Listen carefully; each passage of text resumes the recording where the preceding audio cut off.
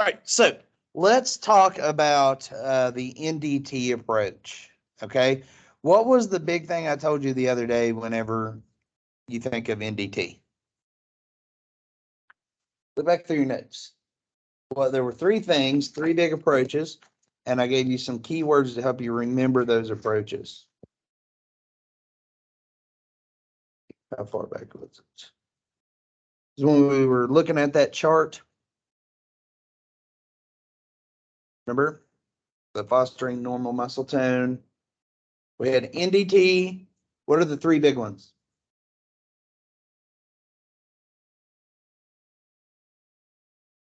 Hello? Uh-huh. NDT, PNF, and the RUD, right. So when I said NDT, I wanted you to remember what? No. These are treatment approaches. When I said NDT, I gave you a word I wanted you to remember with that approach. It'll help you remember these three a lot. These are extremely important, guys. When I say NDT, you say weight bearing.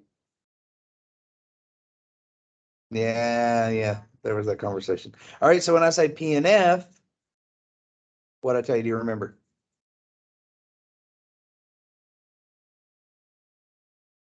Normal movement patterns. Yeah. And then RUD was what?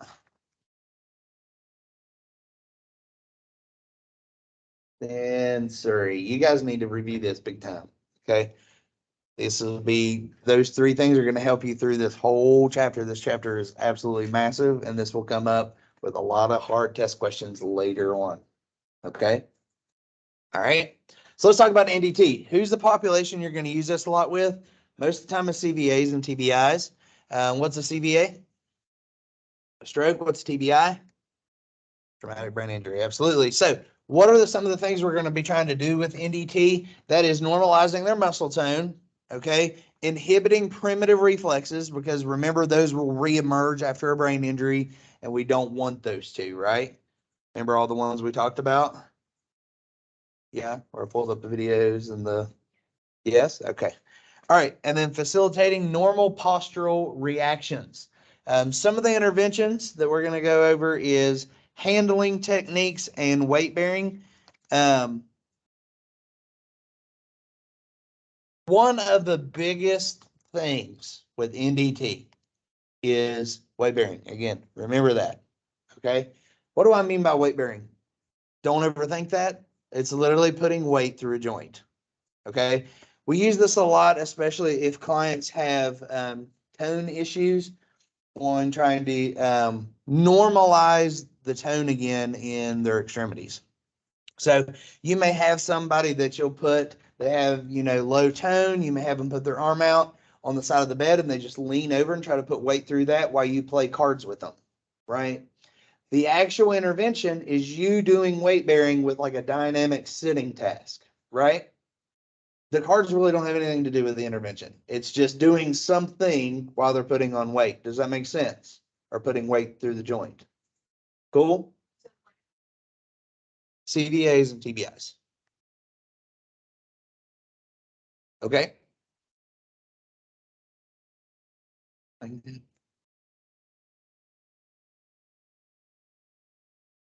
Frozen. All right. So, some of the objectives here with the PNF. What did I say to remember with PNF? Normal movement patterns. Absolutely. So, what is our objective here, or who do we use it with? CVAs and TBIs. Okay. The objective here is to produce coordinated volitional movements that focus on a developmental sequence of movements and the balance between agonist and antagonistic muscles. Okay, that's a really, really overcomplicated way of saying that we are trying to get them to go through normal, more precise movements. That's what we're trying to get them back to, normal and precise movements, okay, where muscles work together and against each other in the right way. So what do I mean by agonist and antagonistic muscles? They work against each other, right, or with each other. So what's a good example that I gave you guys last time when we talked about these? the bicep and the tricep. So when the bicep is flexed, the tricep is extended, so it is the antagonistic muscle. Does that make sense? Cool. All right. So some of the interventions that we're going to do are mass diagonal movement patterns. You may have a patient go through the occupation of brushing their hair or combing their hair. Diagonal movement patterns. That's very important. Normalized patterns. You're going to use patterns to improve their coordination and their range of motion. Literally trying to have them move through a normal sequence of whatever motion it is. Opening up a car door, reaching back to flush the toilet, whatever it is, normal movement patterns. And you may move the arm passively. They may have a little bit of active with it. They might be spastic, and you have to really work with their arm to try to get it stretched out to even do any kind of movement patterns. Okay? But what we're focused on here is normal movement patterns, not abnormal. Okay? So when you have them move through a movement pattern with PNF, you need to have some type of an occupation really in your mind of what movement pattern you're going toward. Does that make sense? Okay. And then you're going to always incorporate ADLs. Always. So let's look at some proprioceptive stuff, or the PNF. You guys have this in your book. I think, I'm trying to remember what chapter or what page. It's table 15.8 and it's on page 406. If you guys have your book or not, I don't know. You don't have it. Okay. Can you see that all right? All right. So you have this D1 flexion, D1 extension, D2, D2. Those I want you guys to look over. Okay. For the sake of time, I'm not going to go over the specific ones, but see how they're moving through normal movement patterns here? She's having her reach up in a flexion. She's having her reach out in abduction. See what he's doing? He's reaching out to the top of the car door, reaching down. He's going through normal movement patterns, and they attach an ADL with it. Does that make sense? So here's D2 flexion in a starting position. Observed in holding up, a waiter holding a tray. Let's look at her example though. She's holding a watering can, right? That's her starting position. Ending position, where's she at? She's not on the ground. She's reaching toward. Come up here and see.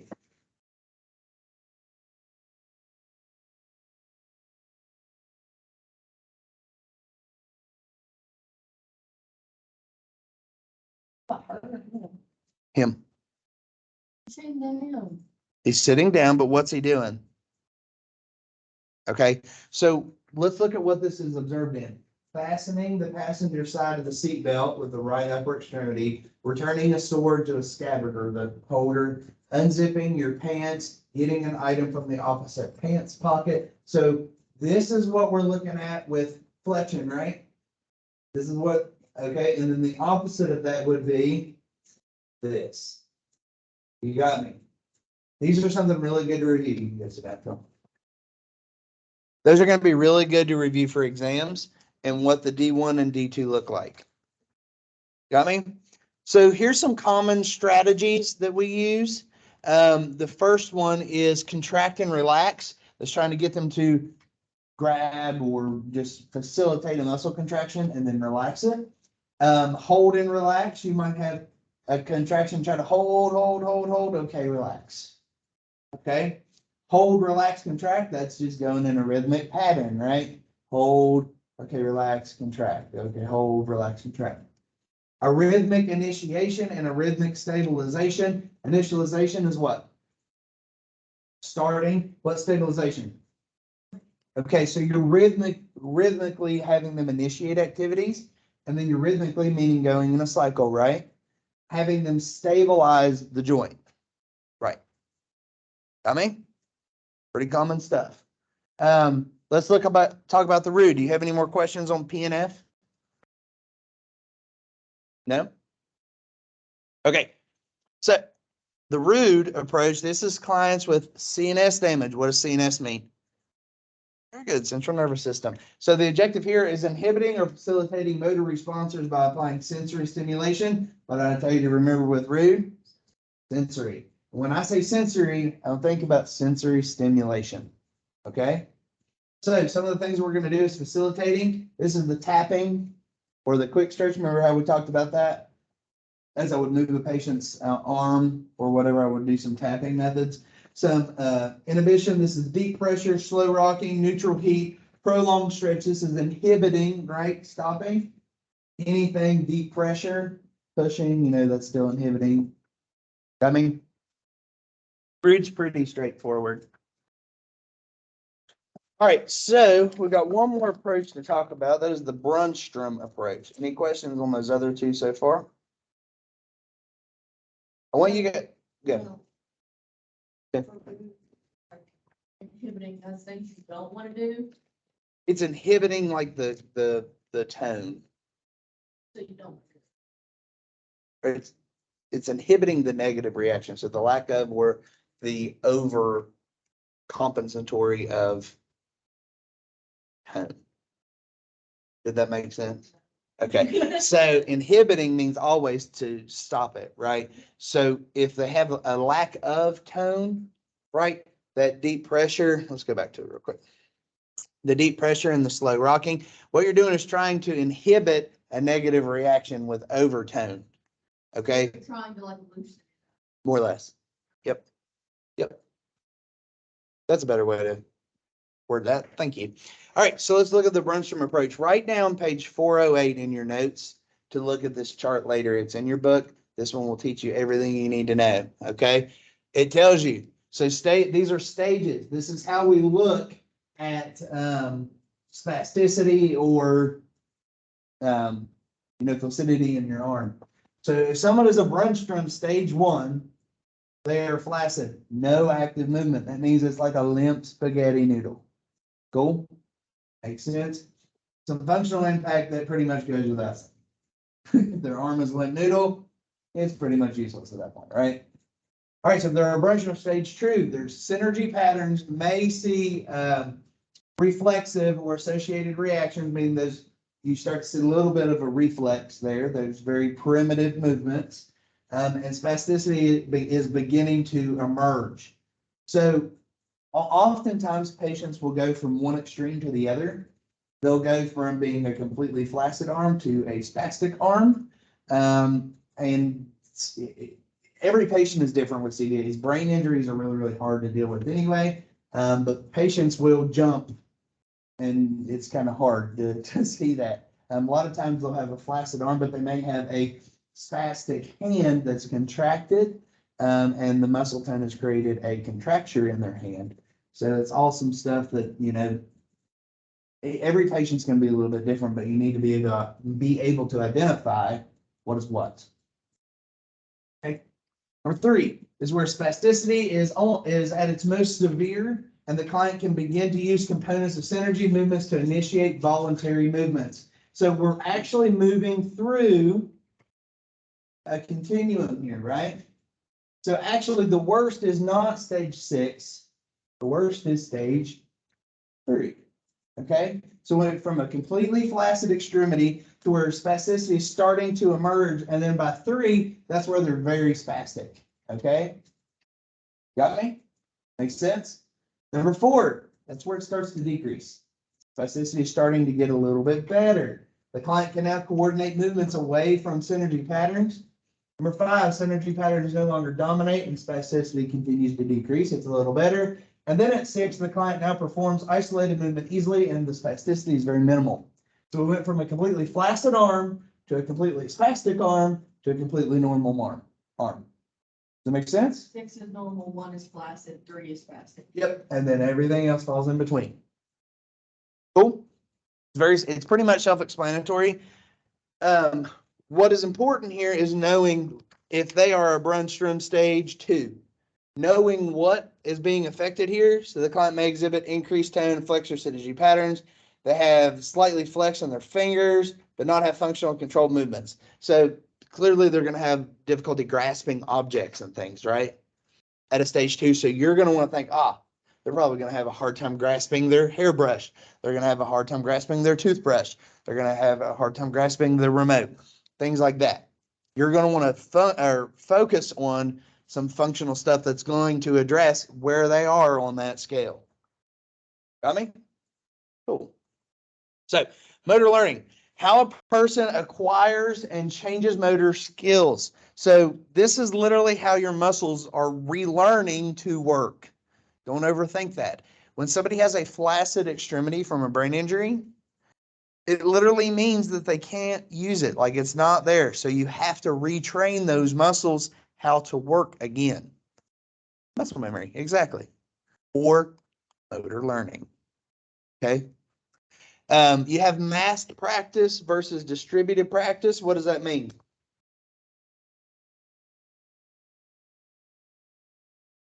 Okay. Well, no, not exactly. So this is on page 409. If you want to write that down too, you can look at it. I like the way your book describes this.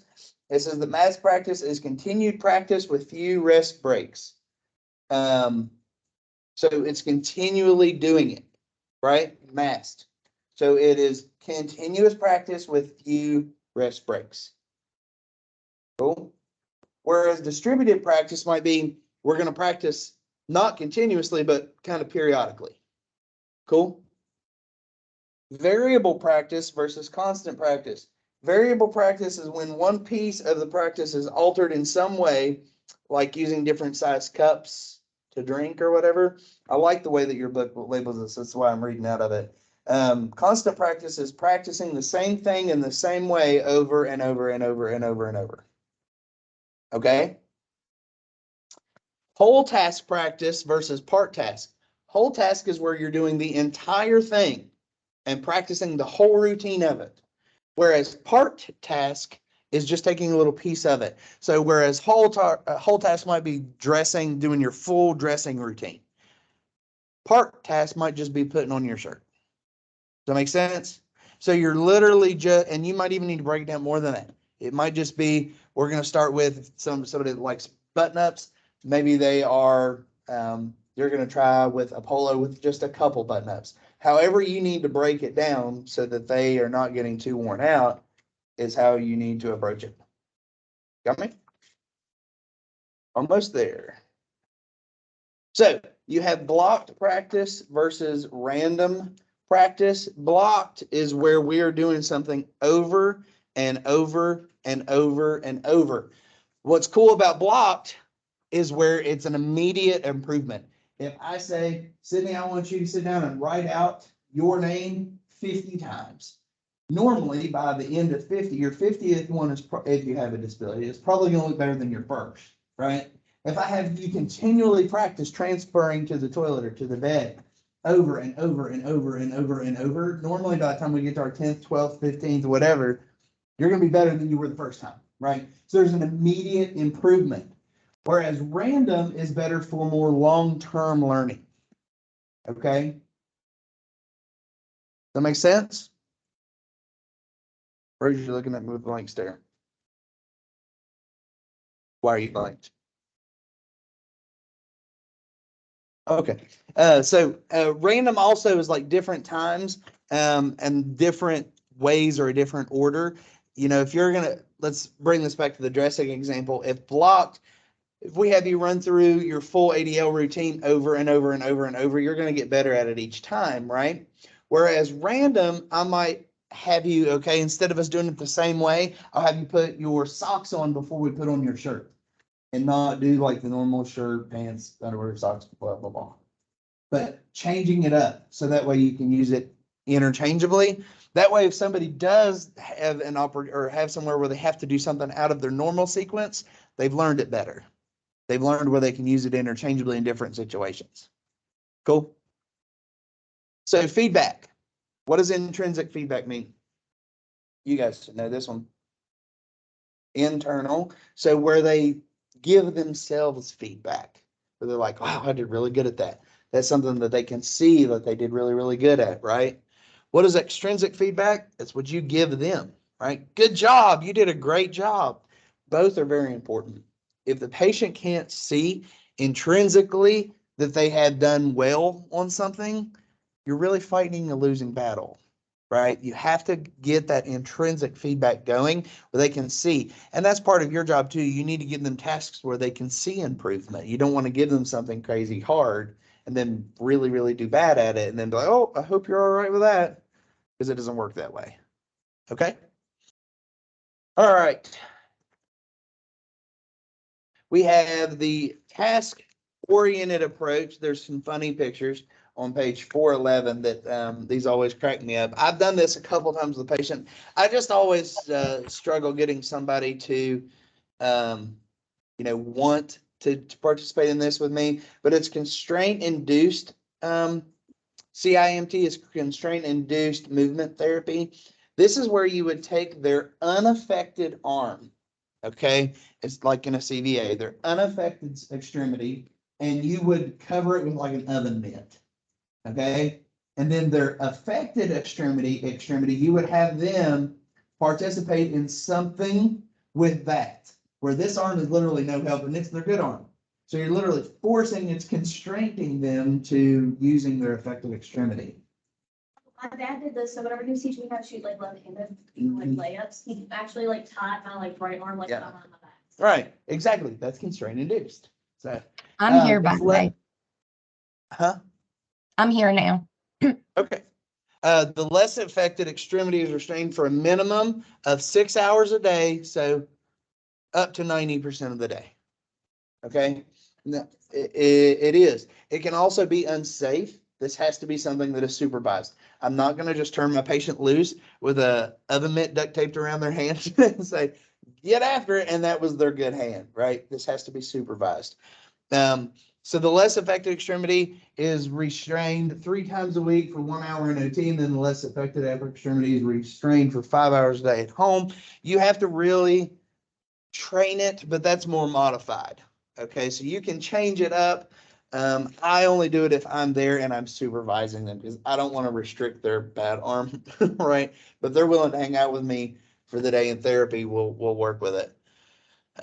This is most effective in clients with a minimum of 10 degrees active wrist extension. These are just some statistics. 10 degrees of active thumb abduction and extension, 10 degrees of active abduction extension in 2 or more digits, and at least 3 months post-stroke. So this is not something you're just going to throw an oven mitt on a guy that had a stroke yesterday. You're going to give him a little while, let his brain start to heal, and get over it that way. I did not actually do this to my dad because he did not have any physical attributes after his stroke. His was all more mental stuff. Yeah, he woke up and he started immediately. All right, so the task-oriented approach. I know I went over by just a couple minutes, but I got 2 slides. Can we finish? Takechi. Okay, so some factors to consider when doing this. Is the patient fatigued? Okay, are they actually compliant? Getting somebody to agree to do this with you, it's a little more difficult than what you would think. Do you have the caregiver support? Okay, so if I'm not, when I said supervision, I don't always have to be the one supervising them. If they have a caregiver there, I might say, hey, do this, teach them how to do it, train them in it, and say, all right, for 6 hours today, I want you to have that arm constraint, have him doing stuff with his left hand if his right arm was affected. Right. Don't leave them unattended. You don't want them trying to cook with one hand and stuff. Safe activities. You're trying to get movement back in that arm, not burn their house down. Okay. And then the cost. Cost to me is really not a huge factor with this because, like I said, I'll use an oven mitt, and it's really hard to do anything with an oven mitt. Bilateral training. You need to use both upper extremities when you complete functional tasks. Don't just not address the affected extremity. A lot of times that you see therapists that do that and it makes no sense. You're trying to get that movement back. So they'll focus on strengthening that right upper extremity or the unaffected extremity, which is beneficial because they're going to need it to help compensate for what the other one cannot do. But you don't want to ignore that one. You want to incorporate it as much as possible into therapy, for sure. Some cognitive strategies. There's a reason we have this big mirror over here. It's not just for you to check your hair when you go in for a lab practical. It's actually over there to show you what mirror therapy is. And we're going to practice that at a later date. But basically what you do is you're literally trying to give the patient a visual that arm is still there. So a lot of times when patients have strokes, they'll be unaware of one side of their body or less aware of that side. And if you put them in a mirror and their eyes are seeing that they have both sides, right? It helps to show the brain that that arm is still there and can work. That's it. I think you do this type of stuff, like it's called phantom limb, so like somebody's had like a Yeah, amputation. Yep. and- absolutely. And we talk about phantom pain later in amputations for sure. But it's helping the brain retrain to see that that arm is still there. Okay. Action observation. This is where they're watching somebody do it. Like they may watch you do it and then they try to do it. Where mental practice is where they're just literally going over it over and over and over and practicing it in their head before that they do it. They think about how they're going to do it before you have them do it. Functional electrical stimulation. That I've never done with a patient, but I have seen it done before where they're doing some type of a functional task and they use E-stim to facilitate muscle contraction. Okay. All right, and then you guys already did the knowledge assessment. So let's, if you don't mind real quick, let's do, Megan,